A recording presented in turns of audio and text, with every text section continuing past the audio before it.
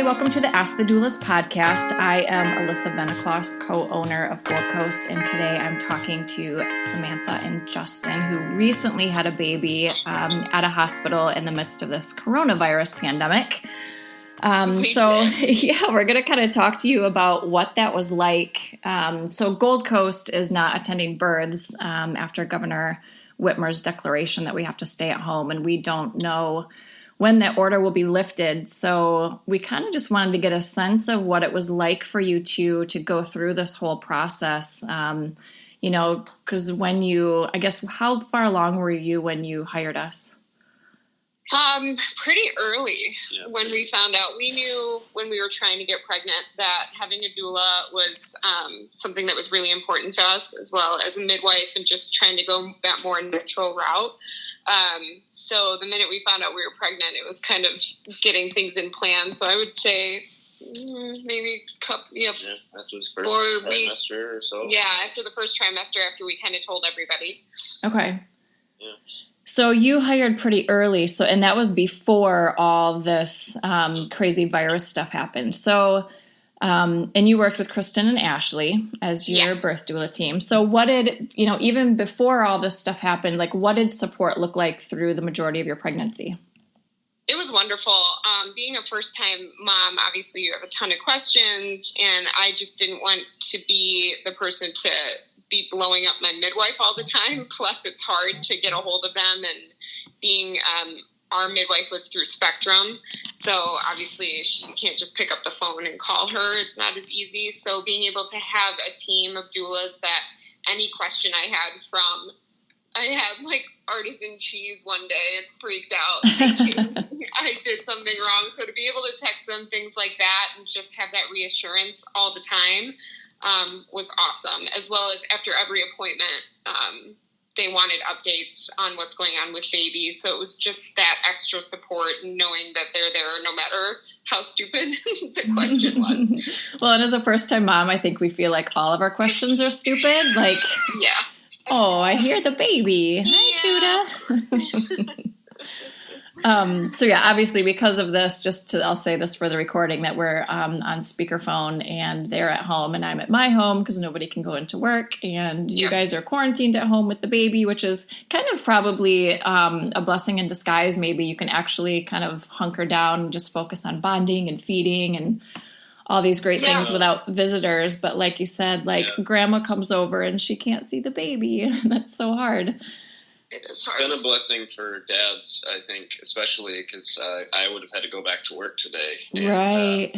And I am working, but it's from home and it's slower, and I've got some time to help support Sam and build my relationship with Judah too. So it's kind of a blessing in disguise it sucks, but it's kind of nice. Yeah. And as new mom, you're hunkered down. I was planning on not leaving my house for a month anyway, so it's kind of nice, especially during this quarantine time, because you're quarantined anyways with a newborn, so it gives you something to do and keep occupied with. Right. Well, and focus on the positive, right? There's so many negatives that we could be focusing on, but you're stuck at home with a newborn baby, boo-hoo, right? Right, I know, right. This is what you've been looking forward to for 9 months. Exactly. So your support during pregnancy really would have been the same, coronavirus or not, because it's a lot of text and phone call and email stuff, right? It's all virtual anyway. Yeah, that wouldn't have changed. And like I said, they were available pretty much 24/7. So it was just nice to always have them in our back pocket when we needed them. Right. So tell me about the labor then. What happened when you were at home, and how did that support the actual virtual support after finding out that doulas can't support you in person? How did virtual support look then, once labor began?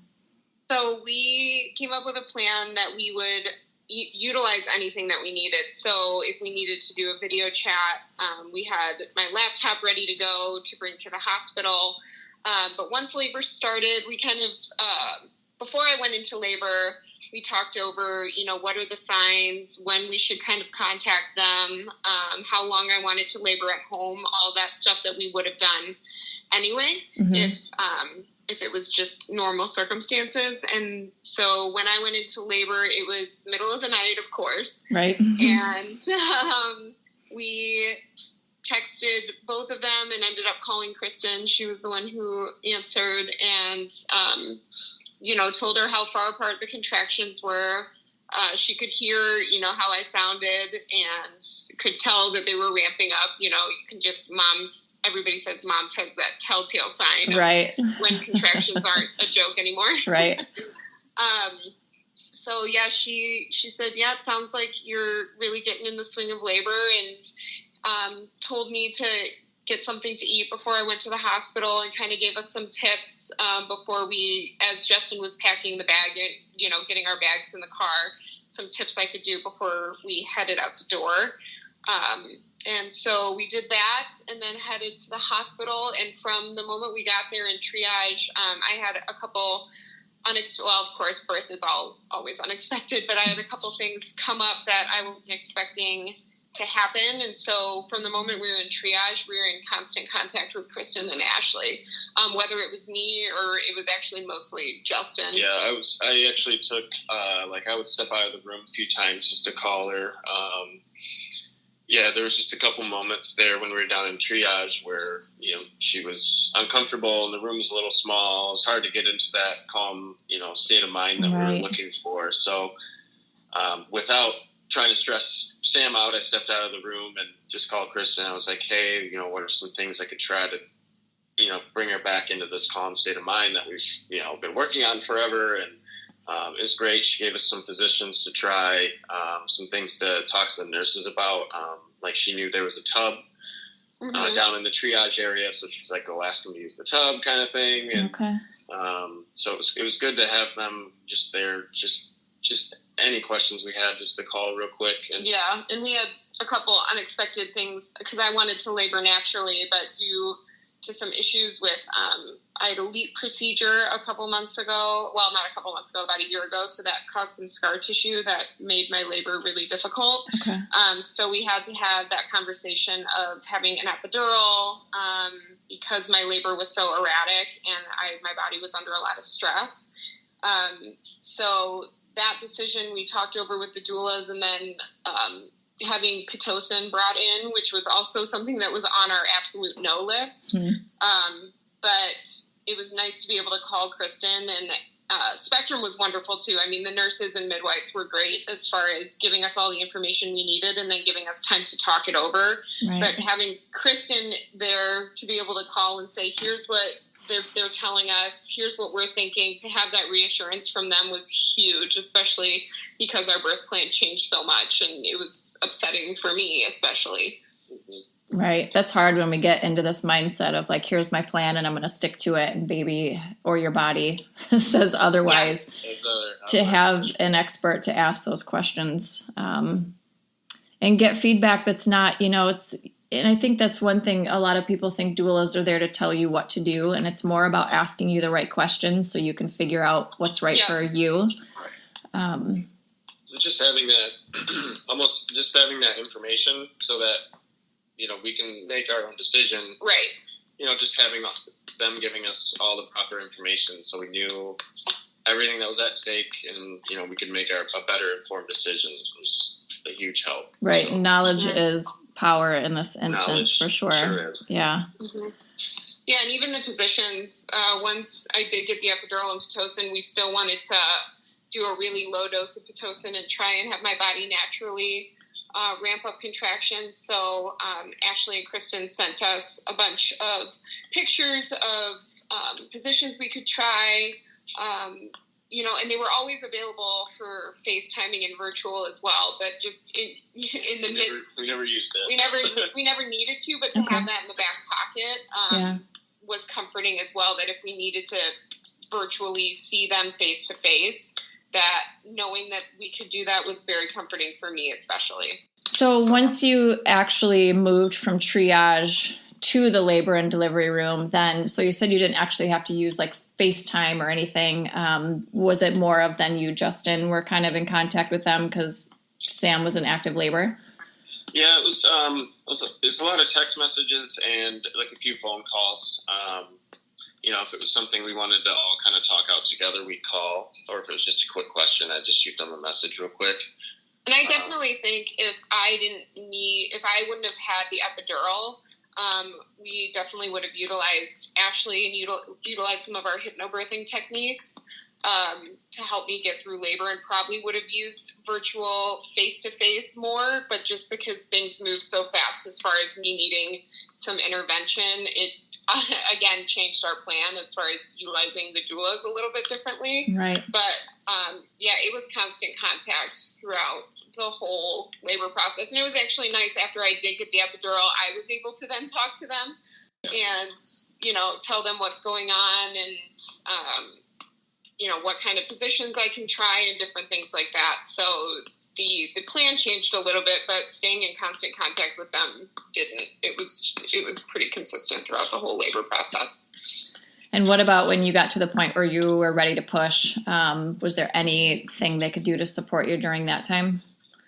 Well, we planned on having them FaceTime for that, but my pushing went very quickly. I only pushed for about 30 minutes, and we didn't even, when we started, it was, we texted them saying, oh, they want us to do some practice pushes, and 30 minutes later, we were messaging them saying, well, baby's here, so yeah, we had the whole plan set up for them to, help, especially because I had an epidural. They were really going to help me try and breathe baby down, which is what we ended up doing. But, to have them face to face so they could see what was going on. But it just ended up happening so fast. Right. That we weren't able to do that. But after baby came, we were in contact with them, telling them his birth weight, all that kind of stuff. And once we got up to the room, letting them know how latching was going as far as breastfeeding. So it was just the best experience possible, especially because I was so devastated, being 9 months pregnant and all this that's emotional in itself. And right. then to find out your birth plan is completely blown to smithereens. Right. 2 weeks before we even go to the hospital. Yeah, 2 weeks before the hospital, it was terrifying. But to have them there in that virtual sense was everything, because I don't think it would have been a very different experience if we weren't able to have them at all. That's for sure. So what would you tell then in expecting, let's say, a couple just found out they're pregnant. They knew they wanted a doula like you, but then they have this worry. They're going to do the hospital birth. They want a doula, but the doula may or may not be able to be there. What would you say to a family who's kind of on the fence about hiring a doula because of the current situation? I would say hire a doula because, yeah, the situation has changed, but I think even more in this time, you need that extra support now than ever, especially because in my circumstance, my midwife wasn't even able to be there. I had a totally different team because of the way they split up her teams. So not only is your birth plan changed, but then my midwife, who I've been seeing for the last 9 months, wasn't able to be there. So just to have that team, that constant contact, still stay the same, even though they're not there in person, was just a huge comfort and relief for me. And especially for Justin. For the fathers to be out there, I think it's even more important for them, because we went through a lot of the classes and stuff, and we had good knowledge going in. But you get in the heat of the situation, and her surges and contractions were starting to really hurt her, and I didn't know what to do in that situation. So, we had this whole plan. I was doing my best to stick to this plan. And, when you get thrown that curveball, having someone to turn to and just get that reassurance, like, hey, I might have made the right decision in that situation, but just to have them say, yeah, you did. Or, right. This is, yeah, you did do a good job there. This is what's going to happen. Here's the outcome. Just having that extra sense of security in this very, very, unsecure time is right. is a huge benefit. Even though they're not there, it was almost like they were. And it was very helpful, especially for the dads that sometimes might feel a little lost. Yeah. Right. Which usually most of them, I feel like they do probably feel a little bit lost unless it's especially the first time. Yeah, right. Yeah, and it takes the pressure off too, just because I'm telling him one thing and he's trying to say, it's going to be okay, but for him to then reach out to the doulas and say, here's what's going on, and for them to not only give me reassurance, but him, was a game changer for sure. Yeah, and like you said, you've built a rapport with them throughout your pregnancy, and I didn't know that your midwife could be there either. So without your doulas, you would have not had your midwife either, and you would have literally been in a hospital with a bunch of nurses who you've never met, and that was it. Right. Exactly. Yeah. And thankfully, we had an amazing team.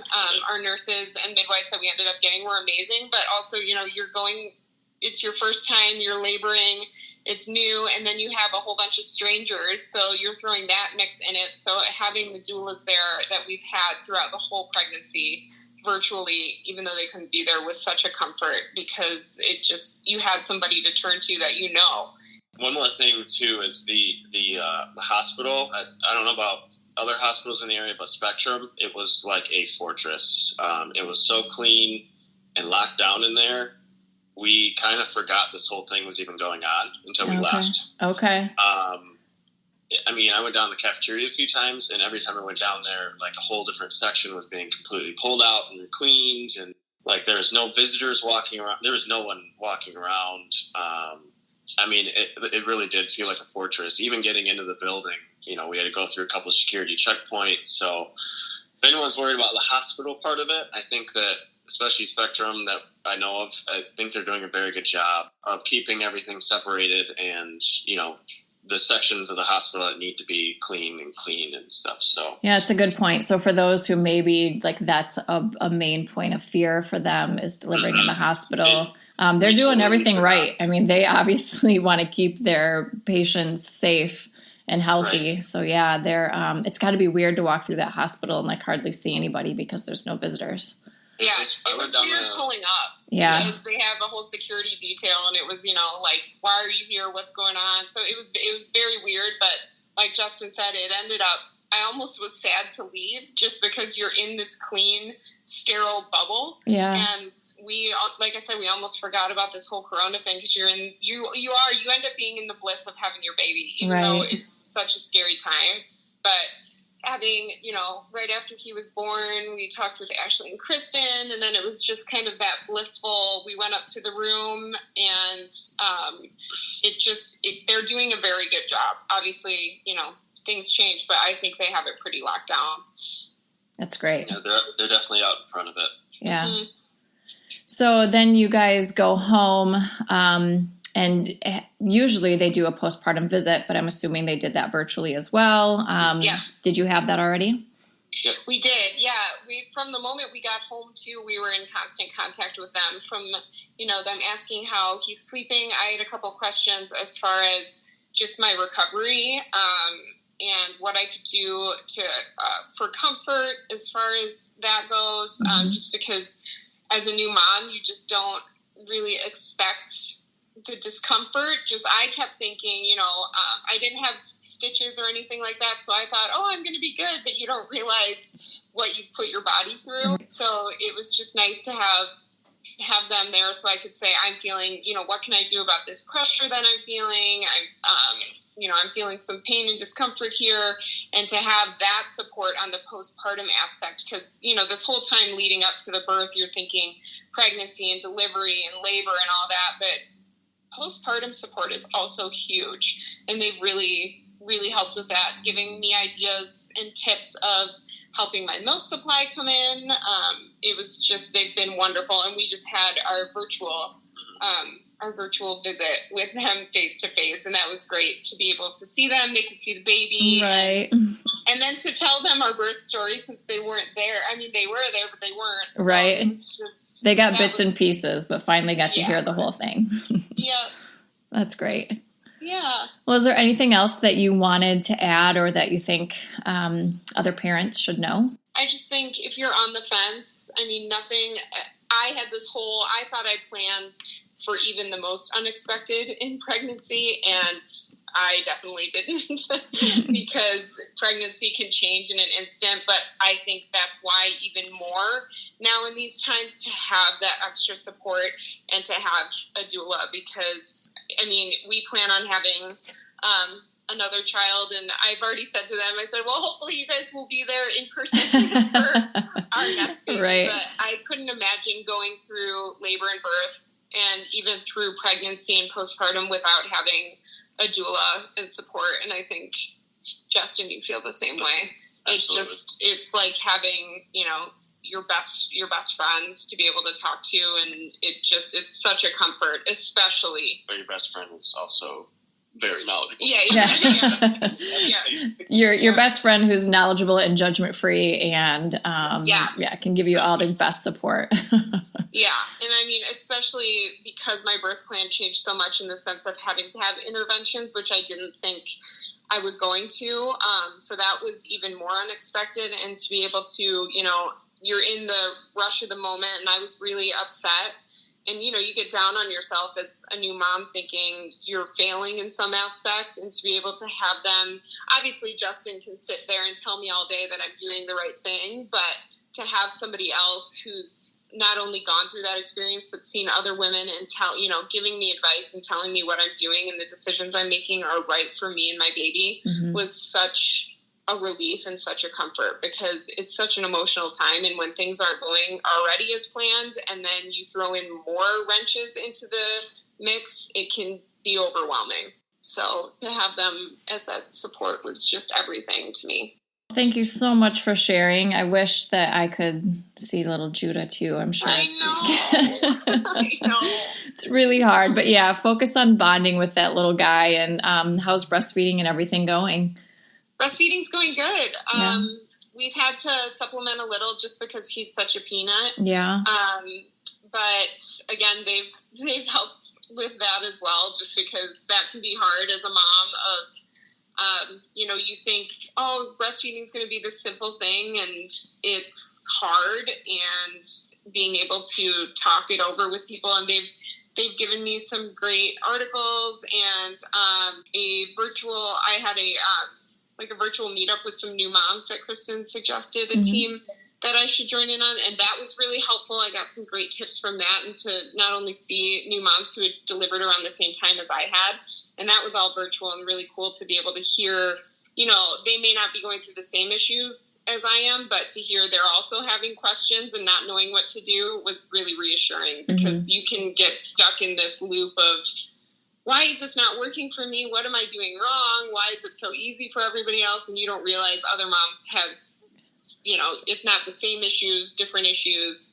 It's all different for each person. Yeah, it's not easy for everybody else. It just seems like it is. It does. And it's easy to get down on yourself and think, oh, woe is me. Why is it not working for me? But to be able to have not only doulas, but then give me other resources to be able to reach out to was also great as well.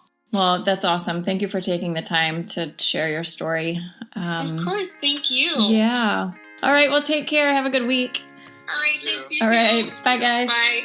Thanks for listening. This has been Ask the Doulas podcast. You can find us online at goldcoastdoulas.com, and you can listen on iTunes and SoundCloud.